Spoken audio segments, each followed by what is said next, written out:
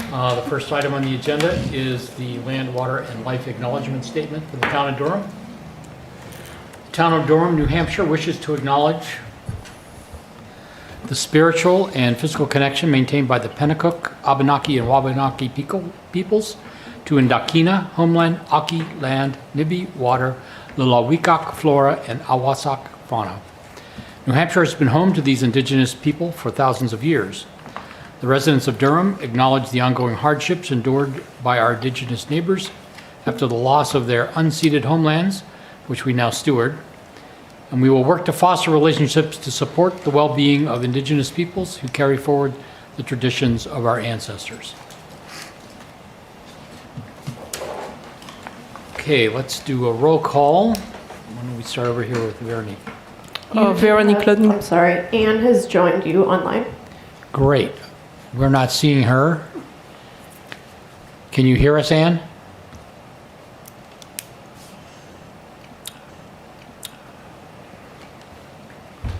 Well, why don't we go ahead and do this, and then we'll, as you work through the, Hi, Dwight. hey, do you have your camera on or not? I can't hear him. It's not necessary, but it's hard for me to acknowledge you unless you speak up, so. Anyway, we'll start with Veronique. Go ahead. Veronique Luddington, Land Stewardship Coordinator. Ben Phelps. Rob Sullivan, Planning Board.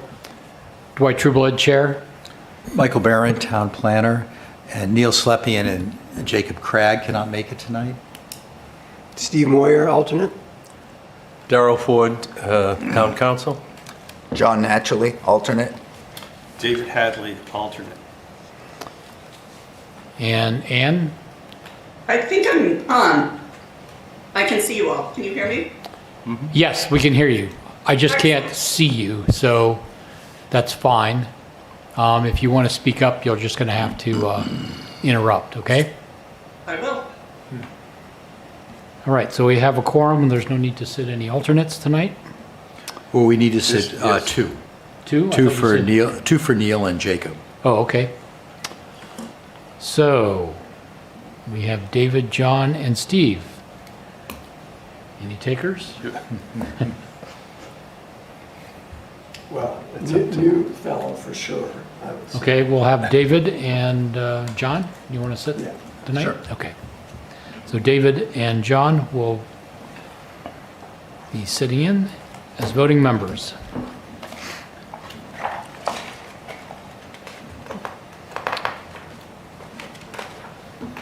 One minor change on the agenda. I was talking to Michael today, and when I was reviewing this, we do not have any minutes to review, so we can drop that off the agenda. With that change, do I have anyone who wants to move that we approve the agenda? Move to approve the agenda Okay, without I review of second. minutes. John is second. All those in favor of the agenda as is modified? We have to do it, we have somebody on Zoom, so we have to do it very by good. roll Well, call. by roll call, not by hand. Okay, Yes? Thanks a lot. okay. Rob Sullivan, yes. Dwight Trueblood, yes? Darrell Ford, yes. John Naturally, yes. David Hadley, yes. Thank you for that. And Ann, do you approve the agenda? And my buddy, yeah. Okay, great.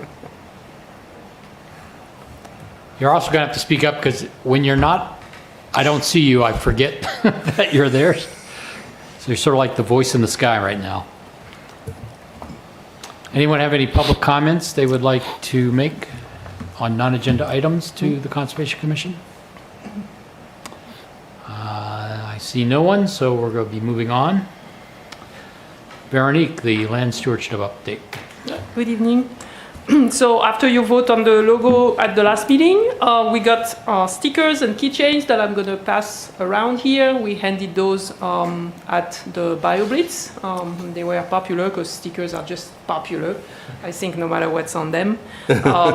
And we refrained from doing any other merchandise for the time being because there was an issue with the size of the logo and the handwriting around the logo for embroidering hats. So we're gonna revisit that with Robin, just like redesign the lettering for embroidery possibilities. The BioBlitz went well, so I want to thank everybody who helped, Dwight, Ben, and who came to for tour or to chat, John and Steve. I think Steve went for a bird walk. We got over 200 observations. I'm still going through them because some people took observation on iNaturalist. Some people took observation through eBird. That was mostly the bird walk because that's what they use. And some people actually, one of the PhD students, Grant, who's very familiar with the bog, went down and took written observations. So I'm going through those, and once I put everything together so there's no redundancy, I'll make a list and I'll publish the list on the website under the BioBlitz page so people know what we observed. So I figured total there's going to be around 125 species roughly. So that's pretty good for half a day observations. And it was a great way to network with people, a lot of like-minded people of all ages. And a lot of the materials I had for that, adults or children, will be reused for Durham Downtown Day and Farm Day. So that's good too, because a lot is already prepared for those public events. The upcoming work days, we have this Thursday, May 21st. I'm removing invasives at Thompson Forest with 77th grader for Service Palooza with the Durham Middle School. Saturday, June 6th, we're going to be replacing a bog bridge and fixing another one, continuing to fix the long one at Long Marsh with members of the Rotary and other volunteers that were recruited. And we're doing it June 6th because this will allow me to write the final report to the Great Bay Resource Protection Partnership to get reimbursed for the materials through the grant that had been obtained a year and a half ago. What time is that? Sorry? June 6th, you said. I didn't hear a June 6th. time. Oh, sorry. 8 to 1. Thanks. Upcoming public walks. So I'm continuing with the French conversation walks because the first two ones were really successful. And it's a great way for people to discover properties. Most of the people who came on the two first walks, they, at least half of them had never been to that particular property. So I thought it's really good exposure. So the next one is Thursday, May 28th at Doe Farm. And I'm going to try to repeat them every 3 weeks through the summer and see where we get with that. And how many people came? First one we had, I believe we had 14. And the second one we had about 7 because a lot of people had conflicts with other French conversation groups. I discovered that there's all these French conversation groups on the seacoast, and people will travel even to Killary for French conversation. So,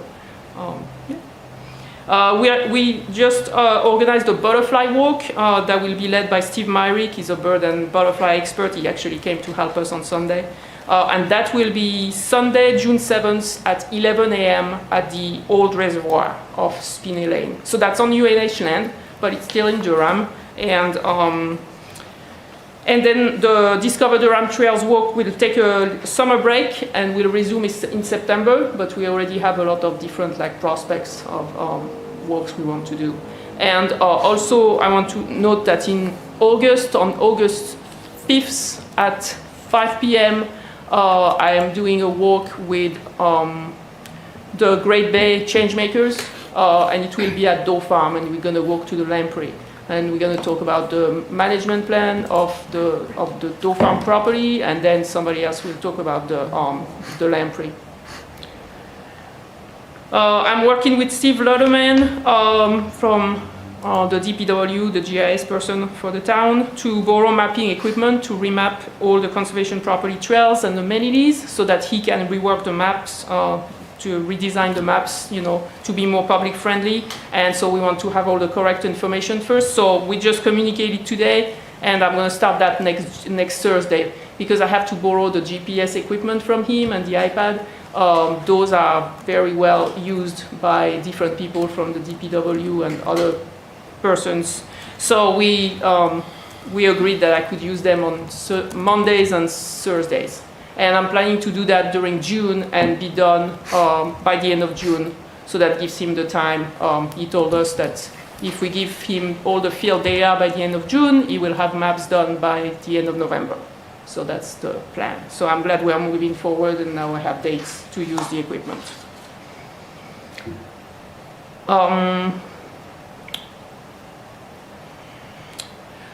The meadows was, so DPW was finally able to hook up the mower and fix the track to get the tractor usable to mow properties. So they've just mowed the meadows, which is great for the habitat because it was getting really woody there. And we just added a second beehive this morning with Lee. And next steps is I'm going to be approaching pollinator pathways to have them do a presentation on pollinator habitat, probably late summer, early fall. And we want to develop literature to have available for the Durham Farm Day also on that. We were told by Katie Bates from CELT that our management plan for Thompson Forest is almost 10 years old. It's actually going to be 10 years old at the end of this month, and so it should be reviewed.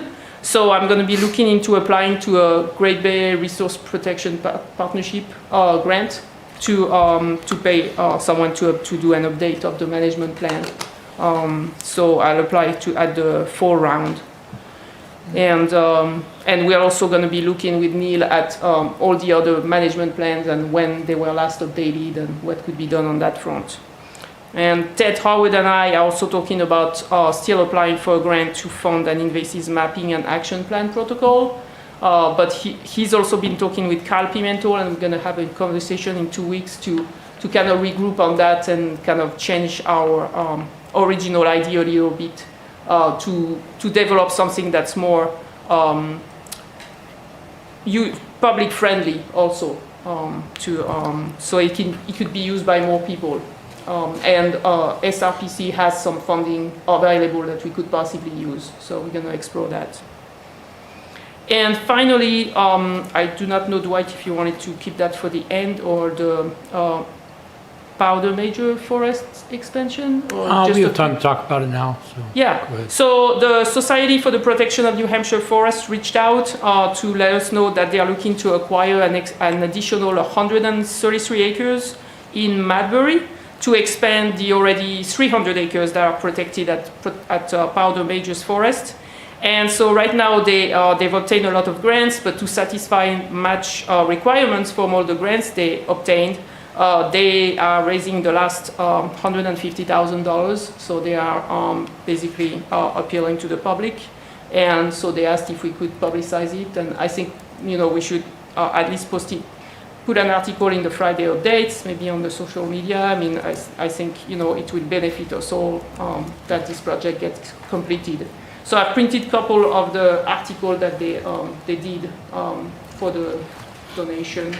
And to explain the project, they put a map on there to explain to people what they are doing. So they are looking to acquire that little northern part here, north of the property that's already existing. And that's all on Madbury land. So. Does that include the cemetery?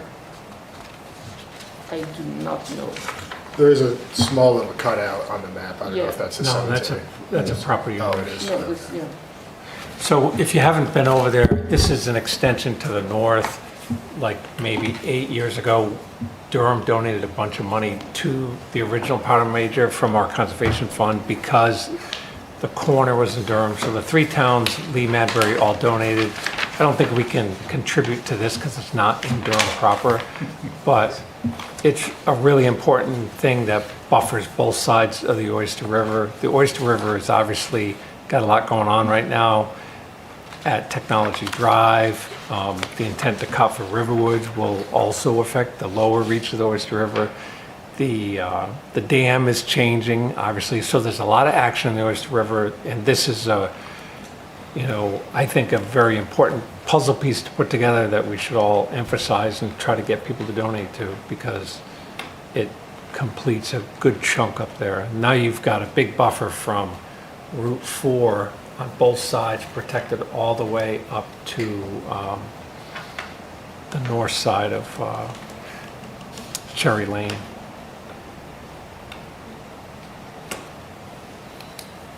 I haven't seen the proposed properties, but are they all between Cherry Lane and the existing I'm forest? forgetting, I No, want to they're say New between Road. Cherry Lane and Hayes. Yeah, show, John, look at the map right there. Okay, so it's further up towards. Yes. It's everything from Cherry Lane to It's on the Hayes, other side that of Cherry next Lane. chunk. So Town of Madbury already owns Bolstridge Forest, which is the Right. Yep. inland. This is piece. right It's beside adjacent next Okay. to it.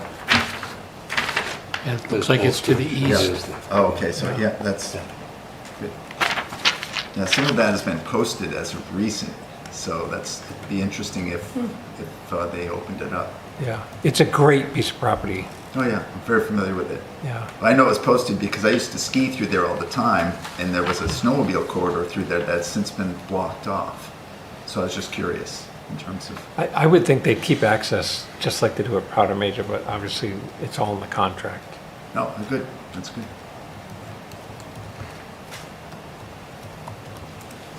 Yep, and that's Is that it everything? for me. Okay. Thank you. So let's move on to the Riverwoods Trail. At Stone Quarry Drive, a permitted use B application to upgrade the trails. The Riverwoods Phase 2. You're Eric from Altus? Eric. Okay. So we have Eric Sorry, I hope I... Eric Sauer, yes. Sorry. He's going to give us a presentation on that. I Very think- brief, I don't want to waste your time. Yep. Or yours. Will it come up on the screen? Oh, It was, yeah. Excellent. Wow. All right. Now it's magic. So what you have coming around to you is the application package for, let me back up. Eric Sauer on behalf of the applicant, Riverwoods of Durham. Hi, Dwight. I'm sorry to break in. Is there any way you could share with Zoom? Oh, yes, I can see that. That's perfect. Thank you. Here you go, nice So job. you got it? Way to go, Dwight. Good job, Dwight. I just think and it happens. Using the force. Again, Eric Sauer from Altus Engineering on behalf of the applicant, Riverwoods of Durham. We are the engineer for the Riverwoods Phase 2 project and have been for many Riverwoods projects over the years, including the original campus. And you guys may be aware there's an extensive trail network on the Riverwoods Durham parcel as well as the other parcel across Stone Quarry Drive. So we look at the map here, we've got 108 here on the left and then Stone Quarry coming up here towards DPW. The Riverwoods main campus is here. And they've got trails on the other side. Here's the dog park. You can see the blue line here going through field and woods. Coming back to some other trails here that loop around, going over to the burial grounds here. Coming back down towards DPW, then across and down these yellow trails here. And we went through, we did the whole Durham Phase 2 project, which had a building here and some other development in here, and we cut the trails. And we, of course, we reconnected them in the proposed condition, but nobody ever thought about what's going to happen in the interim. Or they're under construction for 18 months and now there's no access. So what we're proposing, scroll down here, is to reconnect those on a temporary basis. You can see With the yellow, right? the yellow's the new connections. Yeah, everything that's got these little black dashes on it, those trails are cut off for construction or permanently for the project itself. So we're looking at a temporary connection here on the left to the dog park that comes right across from the driveway towards, we call it the barn parcel where Riverwoods has an office. There's a sidewalk tip down there, so it's a good spot, make it ADA accessible. That'll go across the street, and then there's a little ditch there. It's not wetland, so we're going to put in a temporary crossing there. We'll have a little culvert. That'll have some filter fabric down on top of the existing surface, so we don't need to disturb the earth at all. And that'll be brought up to grade with some gravel that will be removed when the project is over. And then we're just going to mow the trail through the existing field. Don't need to cut anything, don't need to clear brush, no trees, no anything. And that will connect to the dog park and the remainder of the blue trail here. And the blue trail will come back around and, right here, it stops. That's where the proposed parking lot's going to be. Eventually, the trail will connect into the new sidewalk and the rest of the trail network, but there's no connection to anything else. So I went out there, and there's a little woods trail here. I call it an informal trail. It's a little bit more than a deer path. Someone's obviously using it. They're making that connection now. It's just not formal. So what we're proposing to do is make that one a permanent connection, which is just going to be clearing brush. There's no trees to be cleared or anything like that. Clear brush and put down some bark mulch, and that's it. So no wetland impacts at all. Very, very minimally invasive. And that will allow Riverwoods residents, as well as the town in general, because the town is welcome to use these trails to go out and make these connections and go off into the woods if they see fit. They're actually really nice trails. They're really well maintained. They're primo, in my opinion. So in terms of the application, there are 3 criteria for a Trail B, or application for permitted use B, sorry. One of them is appropriate erosion control measures will be used. It's minimally invasive, as I said. We're not digging anything, but we do have on the plan here. If I scroll down and move over a little bit. Doesn't want to move. Okay. There we go. Got a little bit of erosion control here for the crossing, and that's just to protect the wetland until that is stabilized. That's it. That's the only control measure that we need, because everything else is just bark mulch on existing ground and mowing the trail. So that's easy. Number 2 is any disturbed area will be restored. In this case, as I said, it's mowing through the fields. There's no disturbance. The other section, the crossing, is temporary. That gets pulled out. The material comes out, and the filter fabric that's on existing ground comes out. They just rake it, reseed it.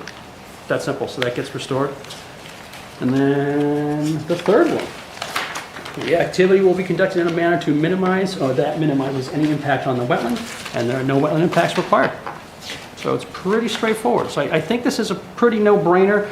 It's something that we definitely missed. It was brought to our attention by some Riverwoods residents. They have a trail committee and said, well, how do we get to the trails during construction? We're like, oh, whoops. So that's why we're here. Questions, comments? What do you guys want to know? I have a question. So people being as they are, once they start walking a place, even though it's temporary, it sometimes just gets ingrained in their brain. Yep. And they say, okay, we're going to do that. So in the case with the connection between the dog park and these other trails, is there any way at the end of this that you're going to like put a barrier up or? Well, there's a drainage ditch there now. So it's an able-bodied person can do it, but some of the older folks probably couldn't. I'm not going to say it's impassable, but it is a physical barrier. You obviously couldn't drive anything in there. You couldn't drive a truck or a gator or anything like that. I thought about leaving it permanent, but then I looked at the map, and the real connection will be right across the street to the existing sidewalk network, where there'll be a crosswalk, and I think people are going to opt for that because it's a safer option. We've got the demarcated crosswalk. It's going to a sidewalk. So I think it sort of serves itself or helps itself in the end. People may do it, but we're going to let the field grow back up. Okay. So it's not going to be that nice lawn surface that it will be temporarily for 18 months or so. So it'll be, right now it's maybe foot-high grass. You can walk through it, but it's tick heaven, probably. So anybody with a dog's probably not going to want to go through there. Okay. Any other questions?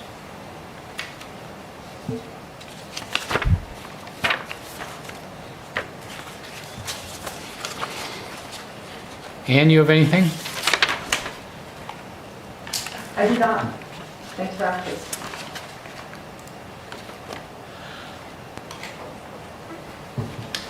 Okay, not seeing any. And so how Go do ahead, we, Dave. how do we get to the end of the blue trail on the left side once you remove the temporary trail? And all these trails will be reconnected to the new sidewalk network. So that's the trick. Okay. Yep. And the yellow one here I wanted to leave permanent because that lets you stay in the woods. So you don't have to pop out into a sidewalk next to a parking lot only to go back into the woods. I figured it's already there. People are already using that, the informal trail, as I said, but I wanted that connection through the woods because I think that maintains the feel of it. Okay, so the left or yellow dotted temporary trail gets extinguished. Yep. And then the right one stays. Stays. Yep, exactly. So it gets upgraded. Yes. Okay.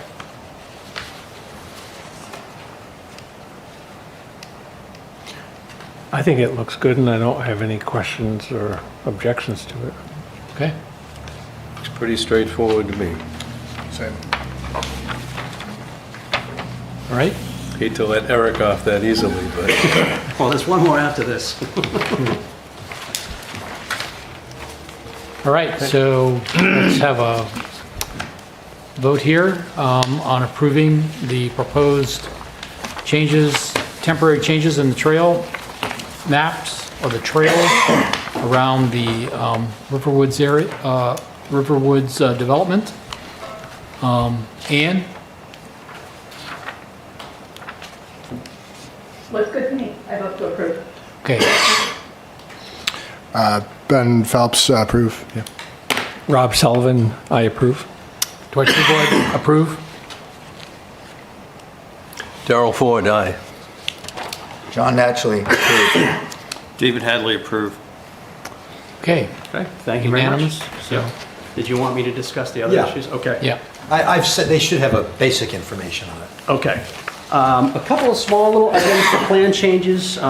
Most of them are de minimis. Well, I think all of them are de minimis, but Michael suggested that we come before you to talk about those changes, just to get your read on it, so we're all above board here. Let's see. You know what? Let me go down to this, go in order here.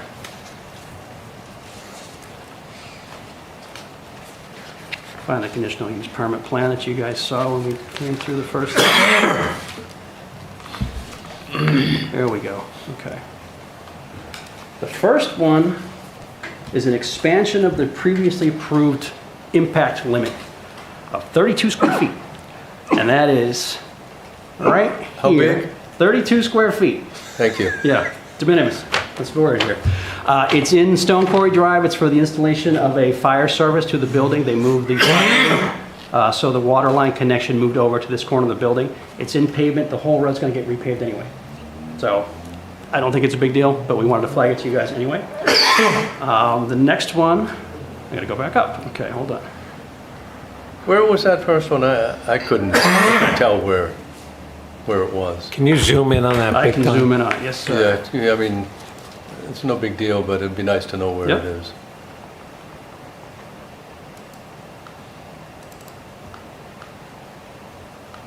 Come on. Slow computer.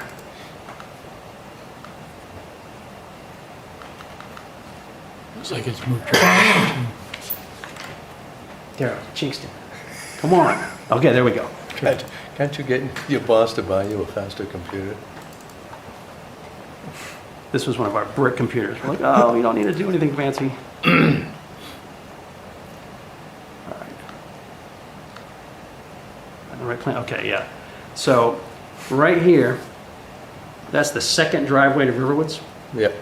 And the connection, the water main's on this side. The new connection goes across here, and this little chunk, 32 square feet, was something that we didn't anticipate because the MEP guys wanted to move the line. So it's that pavement, but it's already pavement now. And as I said, the whole thing gets repaved anyway.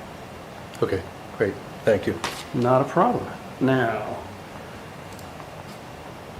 might as well scroll. Let's go way up.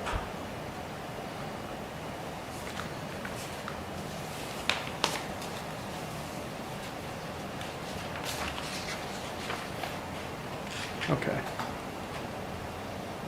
These 5 little boxes here, which are actually bigger than the units are going to be from what I'm told, are 5 HVAC units.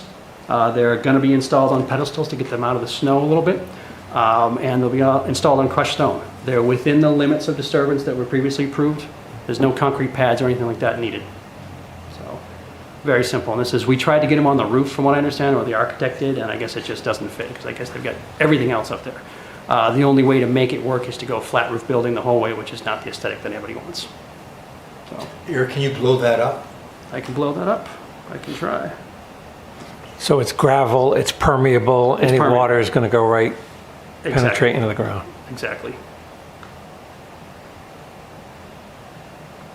And where are they? All right, these little squares. These guys, 2 of them here, and 3 of them over here. So they're right next to the building. And that other large rectangle is a paved area? No, this is the bocce court. So that's permeable as bocce. well. Yeah.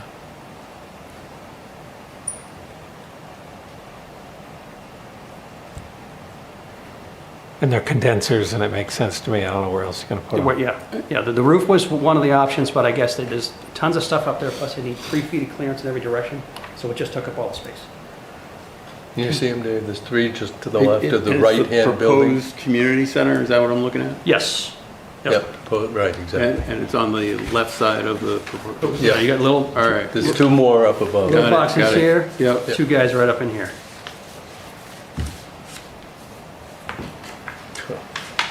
Any comments, Ann? Go for it. No comment. Thanks for the explanation. You're welcome. There's no need for us to do any voting since this is Yeah, de it's- minimis. It's more informative, and if you guys have any Yeah. issues, spell it out. I mean, we're trying to be very Okay. transparent here. Let me do the generator first, and that'll set the stage for the other one. We originally had generator for the building right in here, it's right up close to the wetland, and we moved it across the parking lot out of the wetland buffer. So that impervious surface went away, and it opened up some room here. So now we reduced the buffer impact from a net perspective. And then on this building, back to the community center again, there's a door to the kitchen right here. You see this little thing that's sticking out? That's the door to the kitchen. And we went through permitting, got the building plans back. Hey, what's the door to the kitchen? Oh, well, that's where we want to get in. We want to do loading. We want to take our trash out and bring food in. We need a sidewalk. So again, it's one of those facepalm kind of moments where like, okay, we need a sidewalk there, unfortunately. That is in the buffer, but it's within the limit of impact that we had previously approved. And moving the generator out sort of does a little trade-off with impervious surface.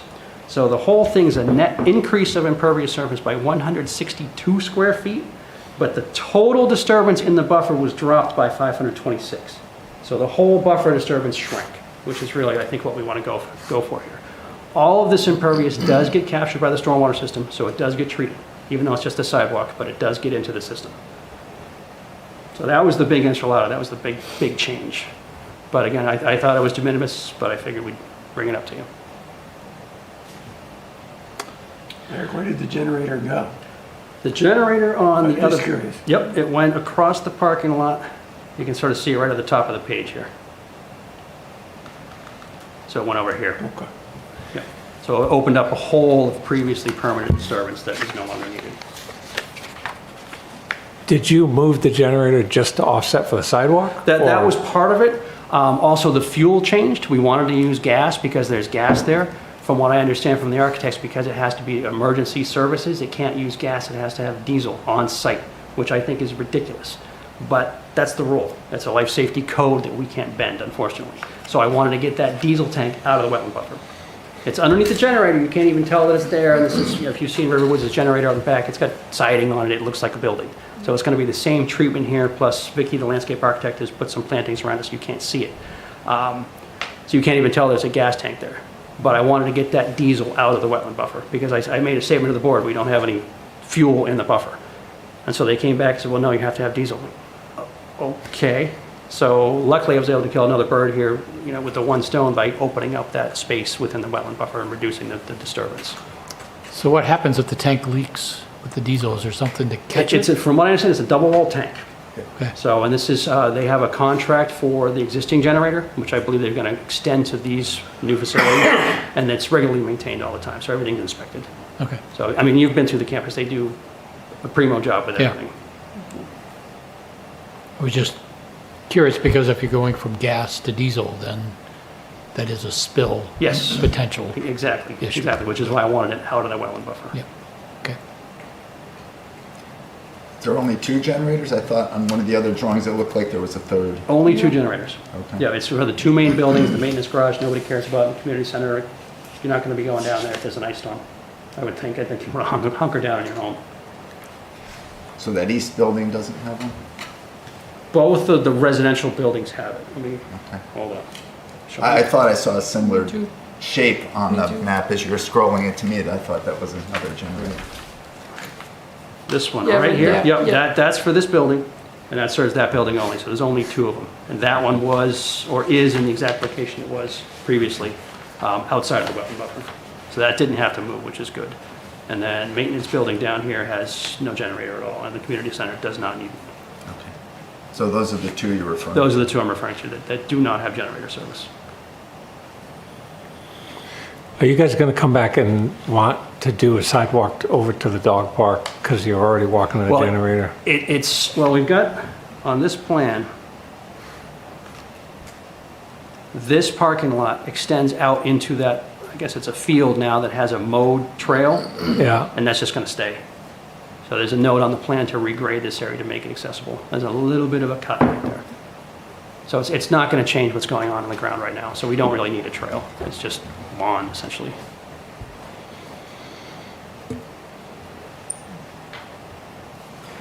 Is that all of it? I think that's all. Yeah, just those 3 items. Those Yep. 3 items, that's it.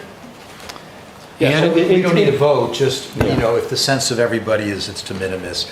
The conditional use that was approved earlier is much larger, and this is just very minor points within that. I just want to make sure, Ann, did you have any questions on the generator move or the addition of the sidewalk? I do not have any question. Thank you for the explanation. You're welcome.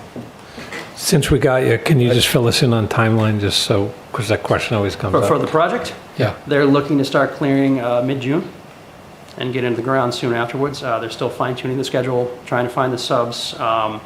The pricing has gone out to all the subs, and those numbers are coming back, and they are going full bore. So we're trying to get a pre-con set, but I know Rich Rain is on vacation the first week of June, so there's a little bit of a hiccup there, but, you know, by July 4th, this is going to be underway. And the completion date? It's probably about 18 months. 18 months. Yeah. Okay. So you're looking at Christmas 2028-ish. Sorry, New Year's 2028. Yeah. Okay. So how many more times are you going to come back with these? This one is done. Okay. If they get more land, who knows? We'll see. We're going to take, you know, one bite and chew it as we go along here. So, I will say that this sold out within a day. So there's Yeah, I that know. much demand for this. I know. This service. Wow. Yeah, it's amazing. Gosh. Yeah, it's just astounding. And good for them. They've got a good product. And people love it. I'd put my parents there if I could. All right, so and for you, we don't need a vote, that there's no concern with the Okay. 3 minor items. All right. All right. You're good to go. Thank you. Thank you very much.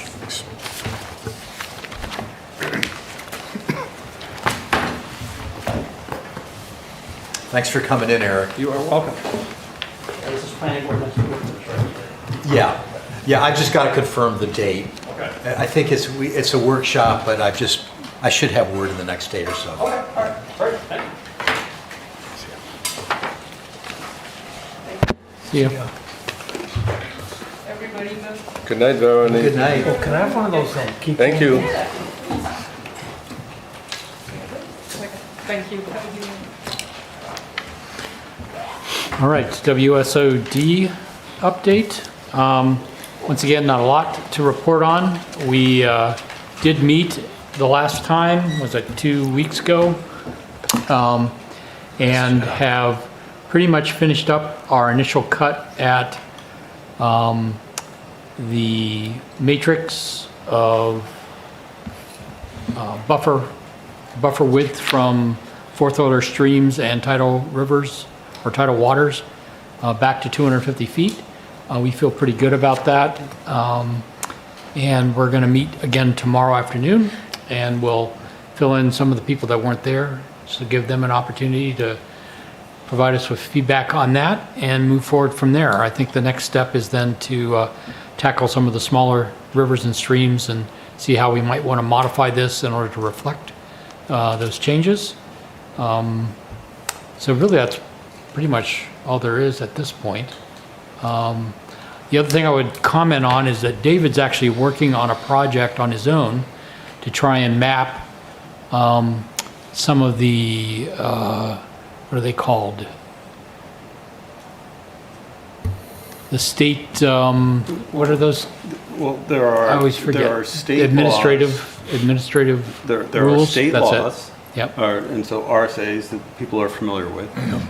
But then part of some of the environmental laws include an additional clause that's called rulemaking. Yeah. Which then delegates authority to DES to create administrative rules that help communities and individuals interpret the RSAs. And so there are the RSAs plus the administrative rules make up the regulatory body from the state. And they're super complicated.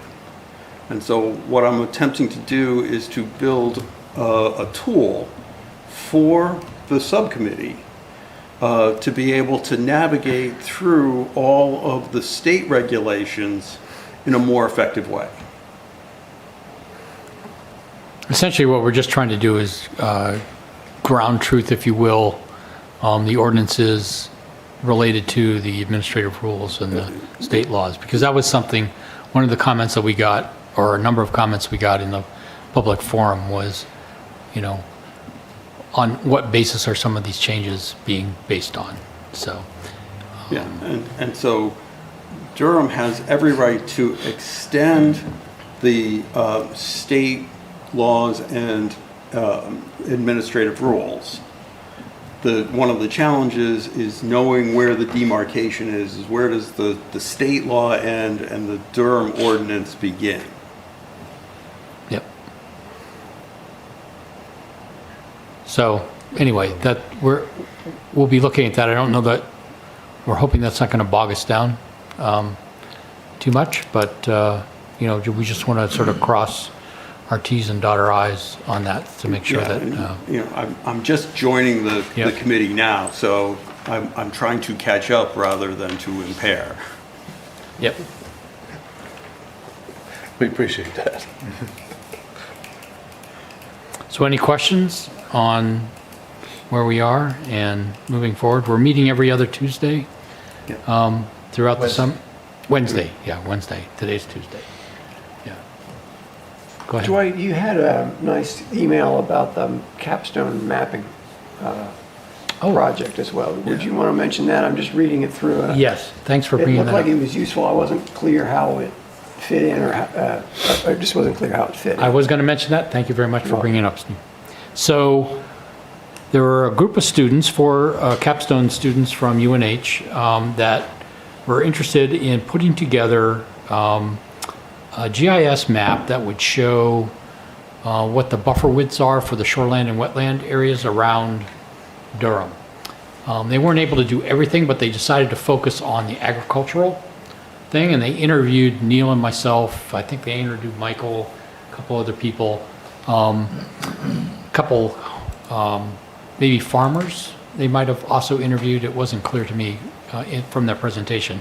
But anyway, what they did was they essentially mapped our buffers through the agricultural areas that have been identified in the town of Durham, which consists of, I think, 7 farms, and they looked at the rivers that ran through those, or the water bodies that went through those.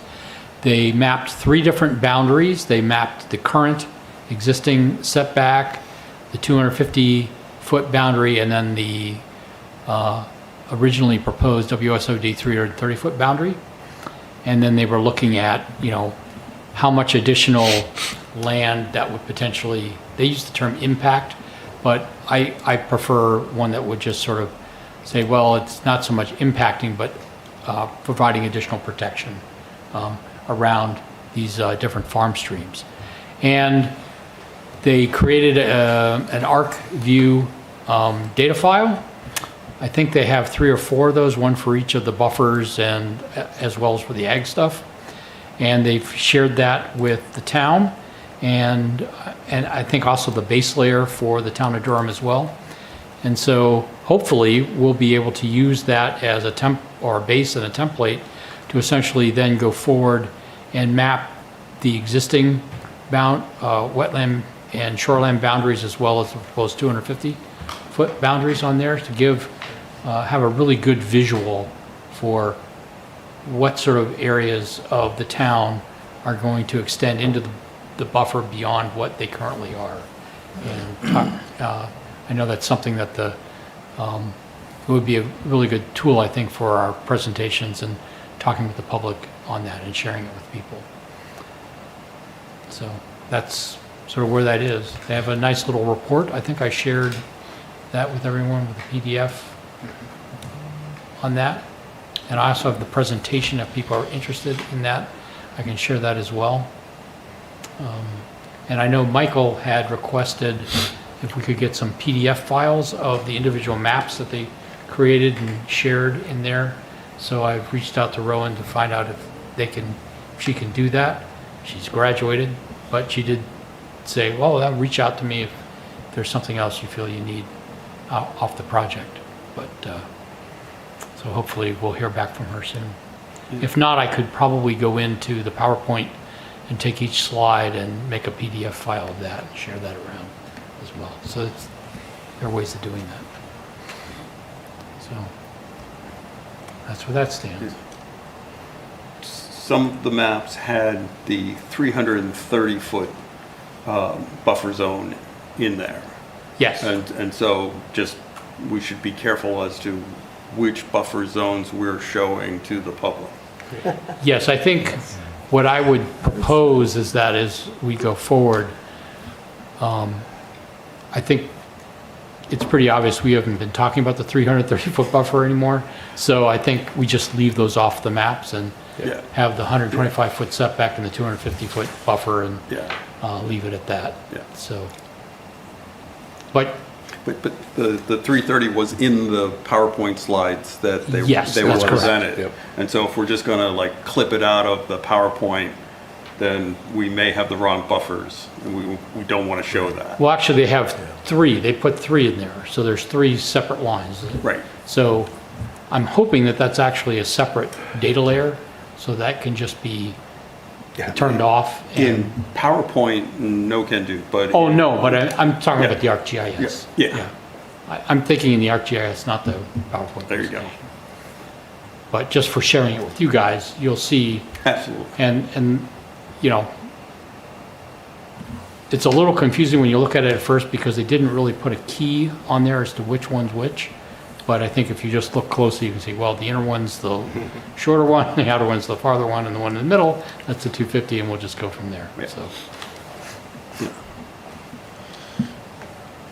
I just skimmed the whole thing and I thought it was really interesting. And it just seems like at some point we all ought to go through together to look at some of the maps and the impacts. I just think it really helps visualize what we're up to, in a better way than we've ever done before, potentially. I think the concern from this was the presentation given to the Agricultural Committee.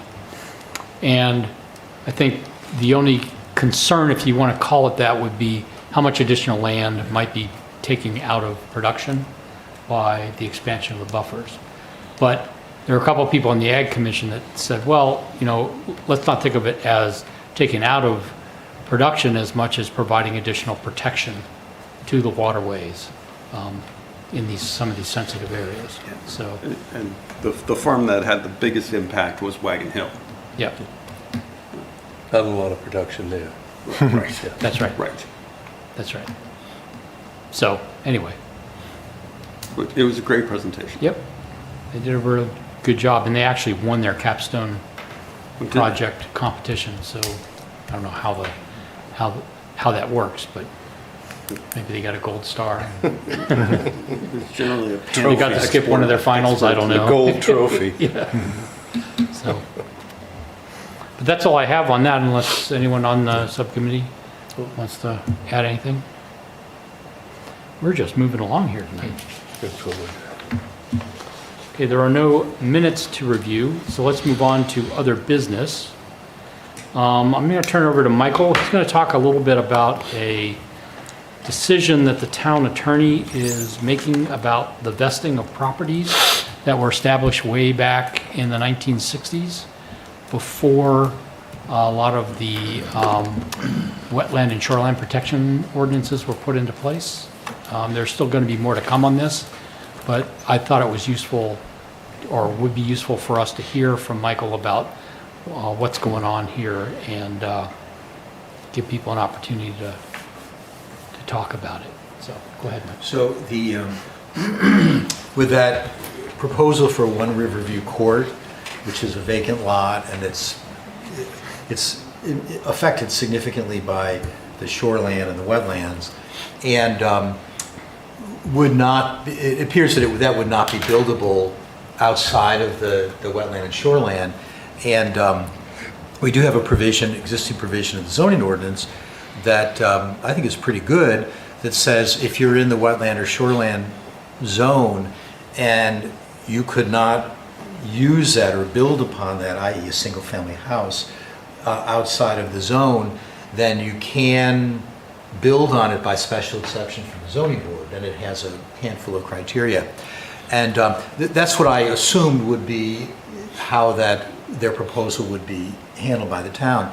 But I wanted to be very careful about it because it's very sensitive. There's a number of abutters that are opposed to it, and I wanted to make sure we were handling this very carefully. So I spoke with the town attorney, and I was surprised. She said that since the Riverview Road and Riverview Court is part of an established subdivision with a relatively new road, from the last 50 plus years, that pursuant to the state vesting statute, the state vesting statute says that where you have a subdivision and the infrastructure and the improvements for the subdivision are substantially complete, and the plat was approved by the planning board and recorded at the registry of deeds, then the project is protected against future changes in zoning. I sort of interpret it a little differently, but I'm not an attorney and I don't make the decision on this. So Laura Spector, the town attorney, said that with that project, because it obviously is substantially complete with the infrastructure, the roads, that applies to the individual lots in that subdivision. And whether they're vacant lots to be built upon, or whether there's an existing house and the owner wanted to expand or make other changes, that any activity on those lots would be vested, vested from the date that the subdivision was approved, in this case 1960, against future ordinances. And the wetland and shoreland came in well after that.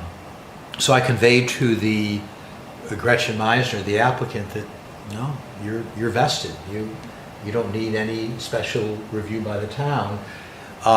She said that does not affect state law at all. It's only local ordinances. So she needed a shoreland permit. She needed a wetland permit because the wetland is in the tidal area, and she needed a approval for a septic tank. And my understanding is she received all of those. And the abutters actually have appealed that to the state. They submitted an appeal today or yesterday. So all three of those, I believe, or maybe just the shoreline and wetland. So we'll see what happens with their appeal. When the town attorney conveyed to the staff about vesting of lots, there were some pieces of that we didn't quite understand. It was myself, Audrey Klein, and Todd Selig. And we followed up with the town attorney, and she's going to send a memo to us, to the staff, about how she reads the statute and what the policy should be. And I don't have that yet, so I don't want to get into any specifics. But once I have that and Todd Selig looks that over, then I'll let everybody know how we're implementing this. But the implication would be that properties that have been vested based on the state law would not be subject to any of our environmental ordinances, potentially. Is it just environmental ordinances or any zoning? If it's all, then, I mean, every subdivision in town, Faculty Road neighborhood, if they want to put a shed on the property line, if it was okay back when that was built. Well, doesn't exempt them from state law. No, that has nothing to do with state law, that's town. Yeah. Right, we need further clarification on that. Then we aren't going to be, I think we're out of business. Right. we're out of business. Yeah, right. So the tentative understanding right now is we're going to get confirmation. Do you understand what I'm saying? Oh, I do. Yeah, I do. okay. Is that, and this would affect subdivisions from whatever planning board started approving them and they were recorded. I don't know how far back that goes. I don't know, 80 years? I'm just guessing. Yeah. I don't know. But that would mean that any subdivision like that would be exempt from subsequent ordinances and regulations. So we will get clarification on that. Anyway. Anyway. That's, Yeah, I have some opinions. So do I. Just a couple of observations is the town attorney is an attorney, and what they do is they put forward opinions and assertions. And so in television court, you'll get, my client is innocent, and that is an assertion by the attorney. The determination is actually done by the town administrator. And so the attorneys don't do determinations. They give advice and counsel to, in business it would be management, and here it would be the administrator. The chapter and verse that has been quoted to us from the town attorney actually comes from RSA 674.39. It's the 7-year exemption. By the title of the section, it's a 7-year exemption. And so if a property is vested, it's only vested for 7 years. And if the approval was given after July 1st of 2023. So I will be very much interested in the opinion letter that our town attorney comes back with, because it's a pretty significant change to the way that we would run the town if there are so many different ordinances. And so it's gonna be an interesting one. But Michael is the messenger. He's just trying to convey, this is what our attorney said, here you go. It's back and forth, but to be clear, attorneys don't make determinations.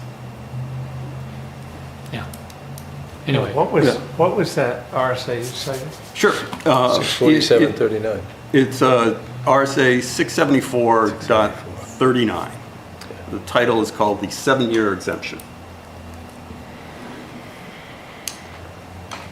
But if you want to get into our wheelhouse, and that would be a DES administrative rule about exemptions to vested rights. And so this would be in addition to the 7-year exemption, which covers all subdivisions. This is just specific for shoreland, wetland, and this is an administrative rule. And this is out of DES, this is ENV-WQ 1406.03. And its title is Exemption for Vested Rights.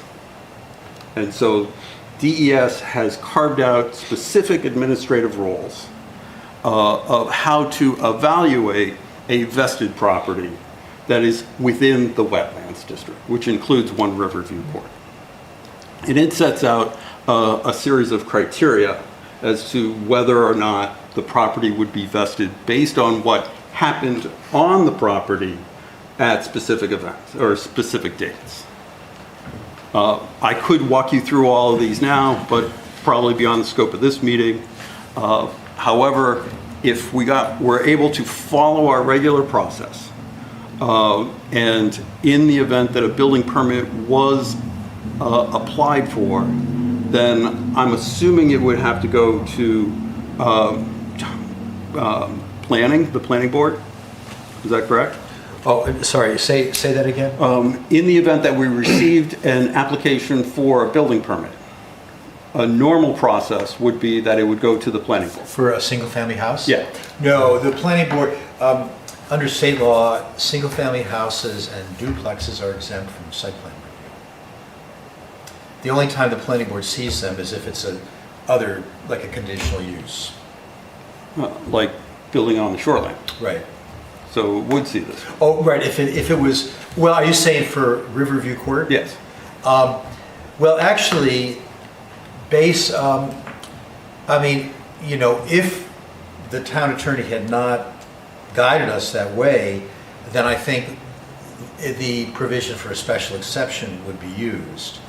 And in that case, then it would not be a conditional use, it would not come to the board or the council. It would not come to the board. It probably would have come to the Conservation Commission for comments. I can give you that I mean, it's moot, but I can give you that reference if you haven't seen it already, which provision that is. Sure.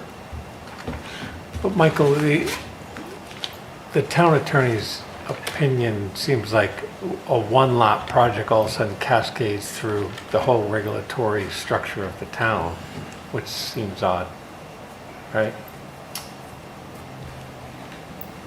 Yeah, I don't have complete clarity at this point. Yeah. Yeah, so I think we just, let's not jump off the deep end here until we get Oh, yeah, no, further clarification. there's a lot to be thought about there. And so just one more question for Michael. Has the town taken any administrative action as a result of the opinion from the attorney? The only action that we did was in response. She responded in specifically about One Riverview Court. So after I received her opinion, I conveyed to the applicant for that the wetland and shoreline does not apply to her property. Ordinance, that is. The town's wetland and shoreline ordinances do not apply to her property, and therefore all that she would need from the town would be a building permit, along with her state permits. Sure. And have you received a building permit application? I think she did provide that. Okay. Now, I'm just going to mention this only because you came to speak to me yesterday. It was my orientation. This was scheduled weeks in advance. I'm just mentioning it because you happened to be meeting with me yesterday and you asked me about it. There is they appealed the abutters, Jim McKiernan and Edibari, I think two of them, appealed the state permits. People can appeal the town's my administrative decision. Now that could be appealed as well. Just, within 30 days to the Zoning Board of Adjustment. We talked about that, so anybody with standing could appeal it. 30 days would go to this Thursday. So, however, as we talked about, I don't know if they could appeal it to the zoning board because the zoning board appeal is supposed to be for appeals from determinations about ordinances and regulations. So that may be why they did not appeal it. Okay, so you issued the administrative... I issued the decision, right, based on the town attorney's guidance. But, if they wanted to, they could try to appeal it to the zoning board if they submit something by this Thursday. Sure. Yeah, but I would encourage... It might not be accepted because it's supposed to be an appeal from zoning, but I don't know how that would play out. I don't know who would decide if that's the right body. But we talked about it yesterday. Absolutely. And so I was just bringing it up because I thought it was super interesting. Yeah, I read the lawsuits that they're challenges to the permit. Yeah, those are appeals. Yeah, appeals, whatever. The appeals to the approval from DES for the different wetland and shoreline permits. And essentially on the wetland side, they're challenging the fact that actually the time ran out for them to actually apply for that permit after they made an initial request. Right. And so that's one thing, and the other is that the actual evaluation of where the high tide line actually is incorrect.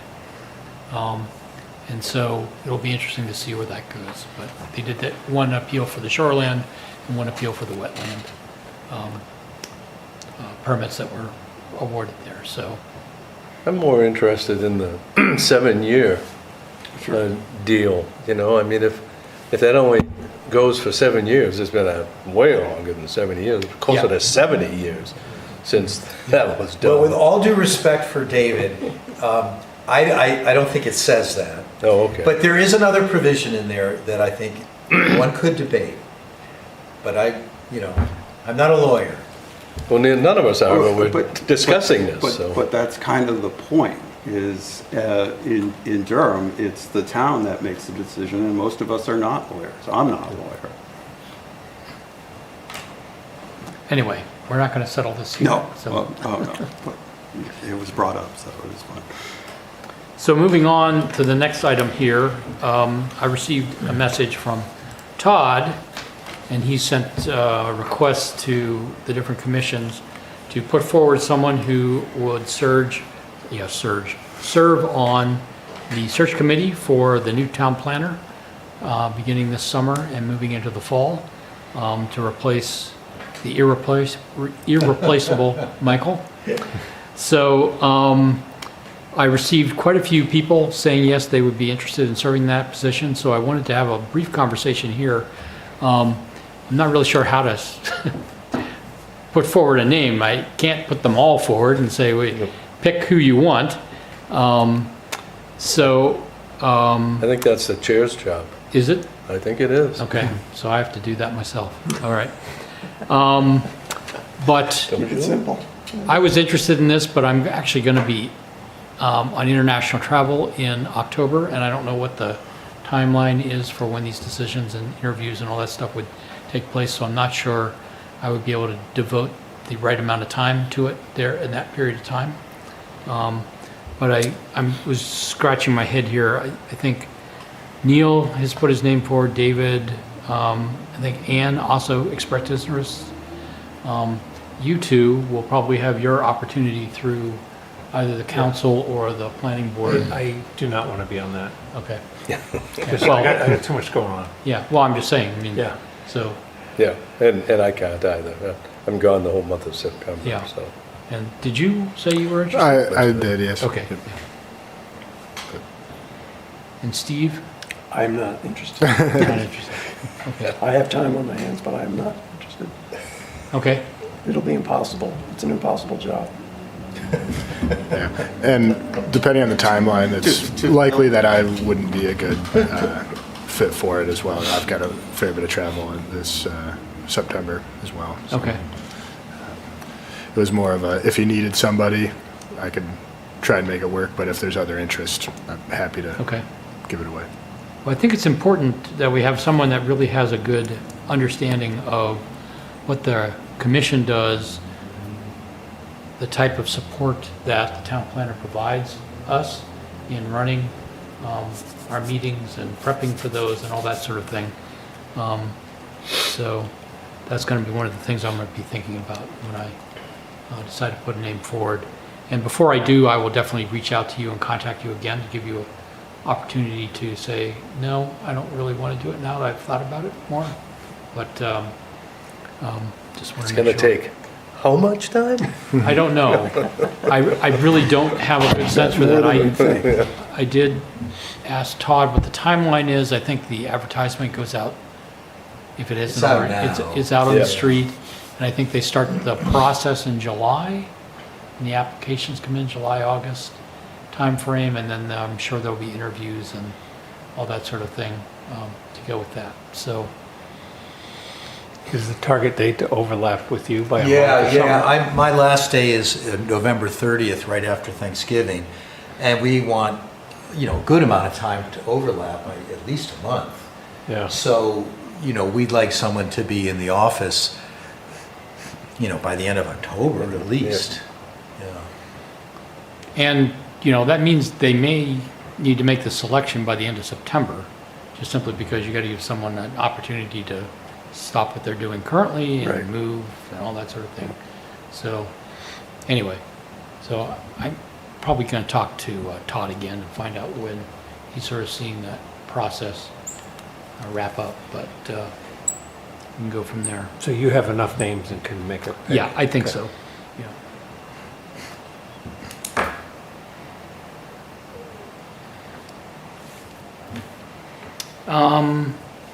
Okay, let's move on to the roundtable. I have one thing I just wanted to mention. Neil and I sent email to the town council indicating that we wanted them to not expire an existing 2003 warrant that was passed by the town to purchase for $2.5 million, had 75% support from the town that essentially set aside that money to buy conservation land. And then within 5 years of that warrant, there were 4 huge chunks of the current property under easement in the town was passed by that. There's $880,000 left on that warrant.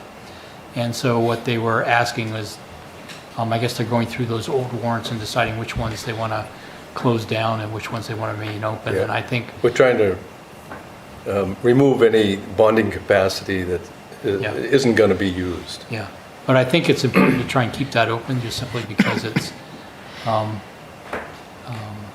important to be able to have that ability to enter into partnerships to protect land. I don't know what the council feels about that, but I don't know that we'd be doing any bonding anytime soon related to that, given the tax structure and the commitments we already have to fixing the roads and Madbury Road, et cetera, going on right now. But But anyway. 3 or 4 years down the road, Yeah. who knows? That's Yeah. right. So that was our, that was the only thing I would have on that, so. What's in our conservation fund now? 50 or 100 grand? or something? Yeah, it's less than 100,000 because we just spent a bunch of money on the SALT partnership project. Are you But the sure? only money that goes into that fund are the tax, what is it? The Current use tax. Change in Change use of tax. use. Yeah, I thought we just got a decent-sized change of use that put that money right back. Is that not true, Michael? I don't know. Which project, do you know what project that might have been for? Was Stone Quarry in current use? That just got cut? I don't know, may well. We should I check think so. that out. I think it is. Yeah, Because that's, yeah. Well, that's 20, interesting because when I 25. had first mentioned this, I don't know if it was Michael or Todd. not Stone Quarry, I meant Yes, I know. Technology Yeah. Drive. Yeah. But the. Technology drive. Yeah. Yeah.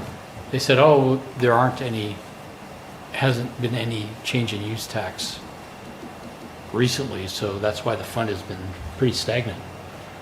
Well, there hasn't been for quite a while. Yeah. But it seemed, yeah, I'll look into that because I remember seeing it and now I've forgotten it because I'm old. I'd be a little Anyway. surprised if the Technology Drive wasn't in current use, because that's sat a Oh, long, but they haven't converted any land there. but it will convert Oh, soon. right. Well, that. If it is in current use. Yeah, that probably, we will get revenue on that, I think.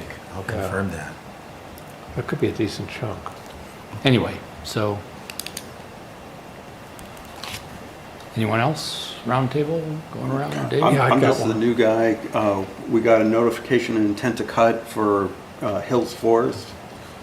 What do we do? Nothing, it's just Nothing. the notification to the town that they're gonna be cutting trees under their existing. There's a forestry plan for big properties like that, and it says basically harvest wood, and the forestry plan would drive a lot of that activity. Just like at Doe Farm and other big properties have plans written. I haven't read that plan, but And Riverwoods just submitted a intent to cut, but it's 3 pine trees, so. Yeah, I guess I was reading that right, with a lot of chips or whatever. there's a lot of Well, scrubby I was junk seeing like in that million board area. feet and 3 trees, and I was trying to put it. Yeah, but I 1,000 figured they board were feet. probably fairly large size, otherwise why would they come to 1,000 us board feet. and notify us? Yeah, who's going on? 3,000 board feet. Okay, go ahead, Rob. So the cut is done at Technology Drive. You know, it's 12 acres or whatever that number is. That's clear cut. So if you haven't gone out there, you should, on a nice day, put your boots on and go walk that, because it's much more obvious what the project will be. They haven't submitted the final plans and all that, but we all need to understand it and walk that property, because now that it's cut, you can see like where the cut will be, you know, 10 feet of dirt coming out and smearing out into the backside of the property.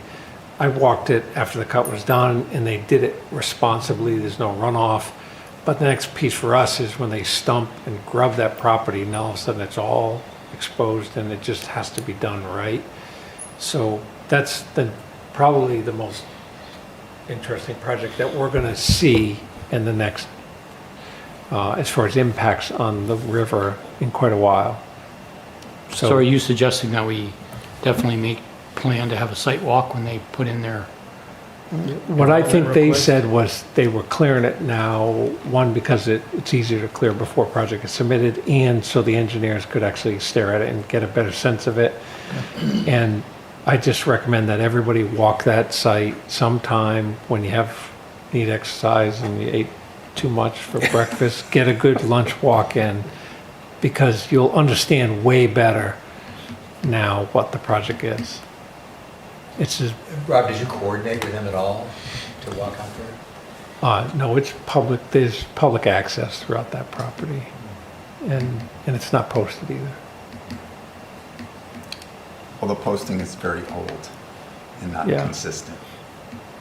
So, we can ask them, hey, it's I'm sure okay they'd to be walk. fine with Yeah. it. and Just Yeah. There's a whole trail network that the public uses all the time out there. So that's what I was going to reference, since I'm intimately familiar with that property. And that trail network is used extensively by, UNH track and field, ski team goes out there, right? It's an access to Powder Major that's used, right? So it's an informal trail network, but it's been there for years. And this cut is probably wiped out about a quarter to a third of the mile of that trail that had existed there.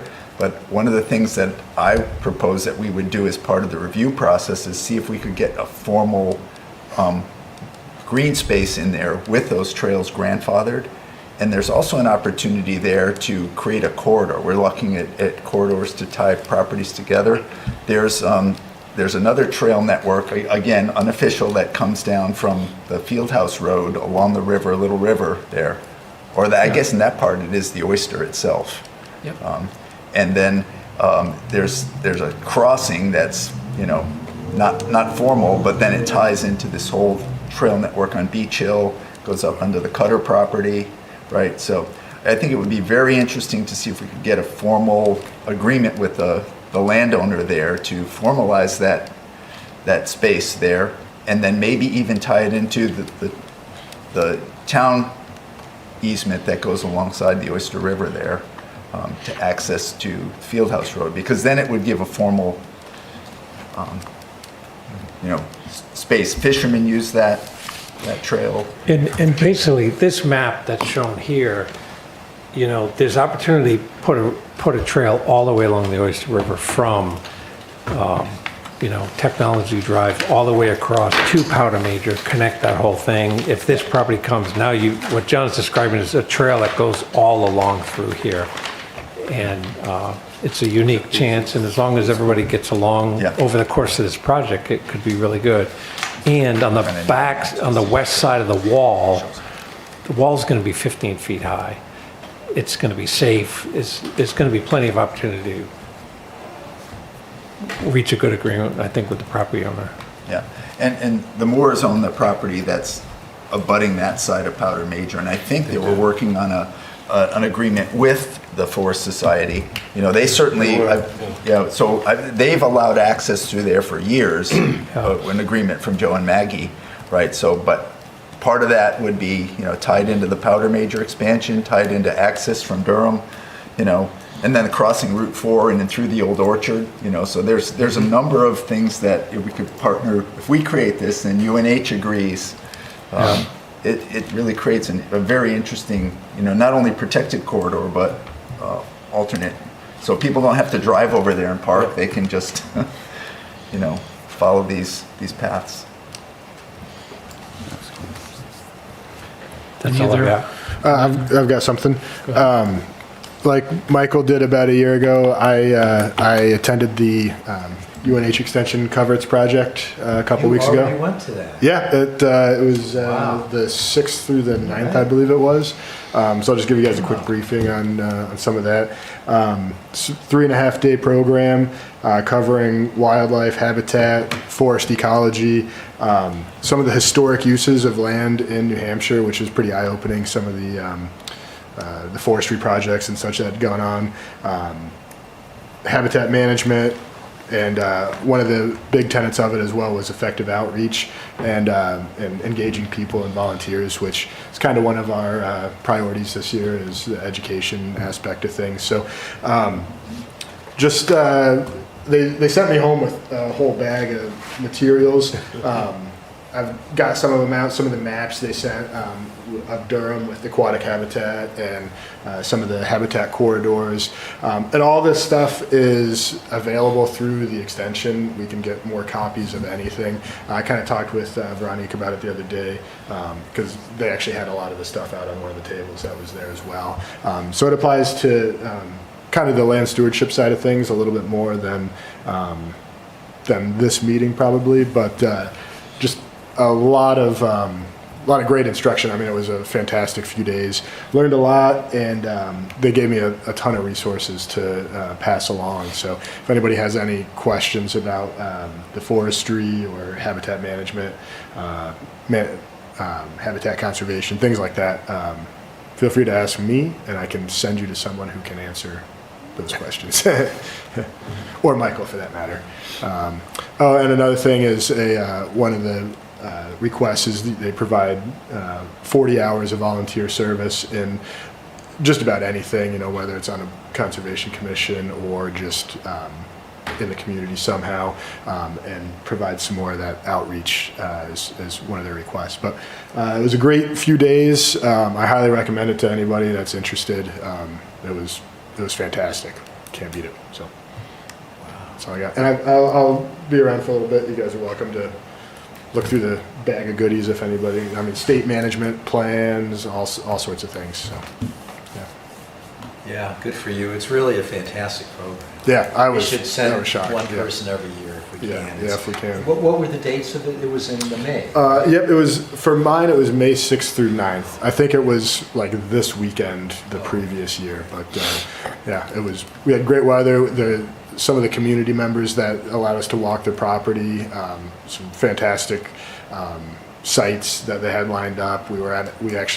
One of the sites we went to had an active forestry project going on as we walked through it. So yeah, it was pretty fantastic. Now you're responsible. You've got to give a lot of hours back to the environment. Sure do, yeah. On the year. Yep. If you have any special so you have to log it. it's your man. Yeah. Yep. We gave some back for the Bio Blitz. Yep, I'm already counting them down. He's looking for the hours. Right. And do you have anything for roundtable?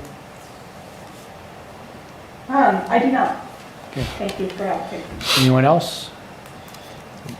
Go ahead, John. One of the things I noticed on my walk back from the BioBlitz that UNH has rerouted some of the sensitive trails that I've been suggesting they do for a while, specifically right near the reservoir where the bridge goes across. Yep. They've taken that trail and moved it up to the higher ground. There's a hillside trail that was quite eroded there and right near the reservoir. So I know I mentioned this to Steve about 5 years ago, is getting our volunteer group together, and it looks like he's executed it on his own with UNH resources. Great. So do I have a move to adjourn? I so move. Second? All those in favor, we have to do it verbally. Ann? I vote aye. Ben Phelps, aye. Rob Sullivan, aye. Dwight Trueblood, aye. Darrell Ford, aye. John Naturally, aye. David Hadley, aye. Thank you.